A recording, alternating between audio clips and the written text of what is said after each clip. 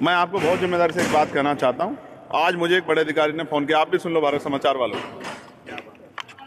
मुझसे कहा कि अगर आप ज्यादा गुर्जर समाज की लड़ाई लड़ोगे और सलावा के मुस्लिम लोग समाज की लड़ाई लड़ोगे तो आपके जो एमपी एमएलए कोर्ट में मुकदमे चल रहे हैं ना, उनमें आपको सजा करा देंगे। वैसे तो महापुरुष सबके होते हैं, लेकिन अगर इस पे जो कोई विवाद हो रहा है तो उसकी गंभीरता, आज क्यों आपको ये जाति वाला बोर्ड हटाओ ये सब क्यों करना पड़ा? आप तो दादरी में जाके करके आ सकते, उसको उठाऊंगा। और यहाँ इस प्रकरण में जो लोग बंद है, अगर अगले एक हफ्ते के अंदर इनको नहीं छोड़ा गया तो आजाद समाज पार्टी पूरे प्रदेश में एक मजबूत गाड़ी 5 जगह तो मुझे रोका गया बैरिकेडिंग लगा के, कई जगह तो मुझे ही बैरिकेडिंग हटाना पड़ा है। ये लोकतांत्रिक व्यवस्था है क्या? ये प्रजातंत्र है? ये तो एक तरह की हिटलर शाही है। प्रोटेस्ट पंचायत के रूप में यहाँ करने का प्रयास किया और उसकी परमिशन नहीं दी गई, क्योंकि भारत में सम्मान को, जो स्वाभिमान सम्मान है, उसको बहुत दिल से जो है जोड़ा जाता है।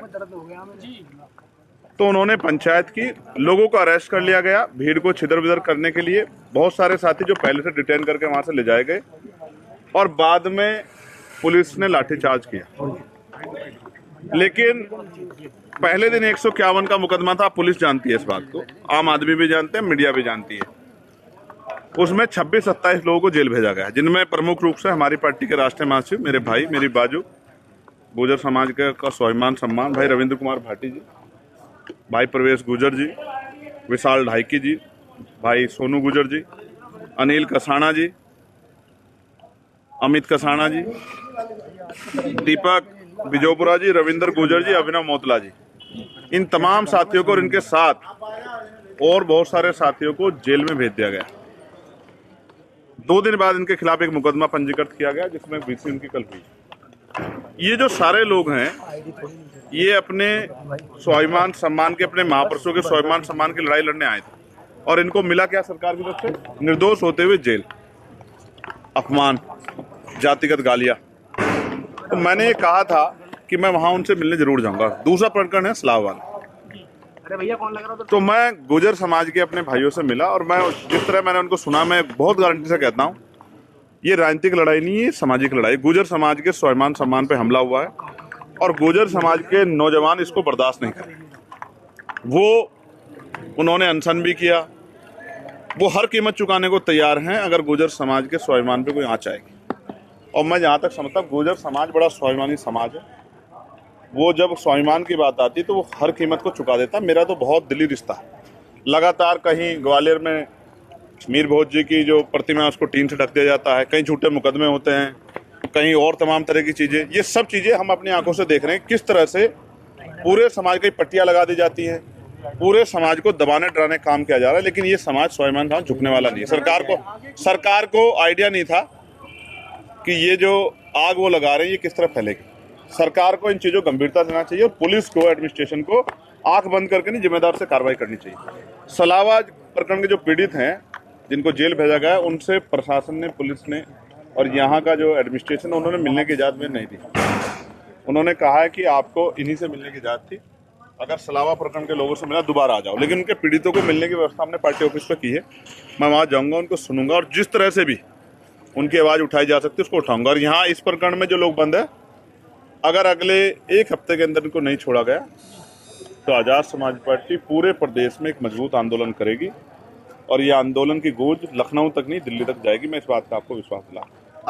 अपने भाइयों को जेल में सड़ने के लिए हम लोग नहीं छोड़ सकते, ठीक है? ये बात आप जानते। बात हुई यहाँ कई जगह रोका गया, अब बताया जा रहा है कि कार्यकर्ताओं के साथ भी कुछ मारपीट की सूचना आ रही है। भाई ये सरकार जो है तानाशाही सरकार है। अब कोई सांसद, चुनावा सांसद जेल में नहीं जा सकता है। उसके लिए अनुबंध है कि वो इतनी गाड़ी 5 जगह तो मुझे रोका गया बैरिकेडिंग लगा के, कई जगह तो मुझे ही बैरिकेडिंग हटाना पड़ा है। ये लोकतांत्रिक व्यवस्था है क्या? ये प्रजातंत्र है?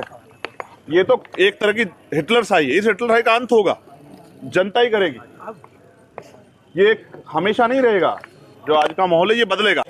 अब जवाब भी सुन लो प्यारे भाई, उनकी सरकार है, उन्हीं की पुलिस है, उन्हीं का एडमिनिस्ट्रेशन है। टोल पे घटना हुई थी, मुकदमा भी लिखा गया था, कितने लोग जेल गए? कौन करवा रहा है जातीय संघर्ष? किसने लगाया बोर्ड? इनकी क्या मांग थी कि बोर्ड हटा दो? क्या गलत मांग थी? मैं तो आज ये कह रहा हूँ, हालांकि मैं किसी जातियों का समूह है, मैं बोलता नहीं हूँ, लेकिन सम्राट मीर भोज जी को लेकर जो प्रकरण चल रहा है, मैं इस राज्य सरकार से मांग करता हूँ कि वो उसको कोर्ट में ले जाए और सुप्रीम कोर्ट उस पर डिसीजन दे कि ये जातियों में जो है बांट कर और जिस तरह का विवाद कराने की कोशिश की जा रही है सरकार द्वारा, कोई भी विवाद सरकार के बगैर नहीं होता है, तो ये खत्म हो जाए, इसमें स्पष्ट हो जाए। उसके लिए इस पूरे विवाद को सुप्रीम कोर्ट ले जाना चाहिए। ठीक है, वैसे तो महापुरुष सबके होते हैं, लेकिन अगर इस पे जो कोई विवाद हो रहा है तो उसकी गंभीरता, आज क्यों आपको ये जाति वाला बोर्ड हटाओ ये सब क्यों करना पड़ा? आप तो दादरी में जाके करके आए थे ना, आपको याद नहीं आता मीडिया के साथियों को? कौन करके आया था? मैं करके आया था, मुख्यमंत्री करके आए थे। ये सब आपके सामने कौन करा रहा है? और देखिए, मंत्री जी को चाहिए था वो इनको छुड़वा देते, हम होते मंत्री तो छुड़वा के ले जाते हाथ पकड़ के अपने भाइयों का। अगर हमारी सरकार होती तो झूठा मुकदमा होने देते, सो रहे थे क्या वो लोग? कल नंदकिशोर गुर्जर ये कह के गए हैं कि जो पत्थरबाज थे वहाँ पे वो मुस्लिम थे। वो बेचारे खुद बुरे हाल में हैं। आपसे छिपा हुआ है क्या? बताइए। अपनी सरकार के खिलाफ आंदोलन करते रहते हैं। चंद्रशेखर जी, एक सवाल बार बार सामने आ रहा है, अभी आदम खां आए हैं, उनसे कोई बात हुई है? जी मेरी बात हुई उनसे, फोन पे मेरी बात हुई और मैंने आपसे बताया, हमेशा बताया, आज फिर कह रहा हूँ, मेरे उनसे राजनीतिक रिश्ते नहीं है जी, परिवार के रिश्ते हैं जी। और उन्होंने जब मैं उनसे पूछ रहा था कि उनकी तबीयत कैसी है, वो मुझसे पूछ रहे थे कि आपकी तबीयत कैसी है, हाँ।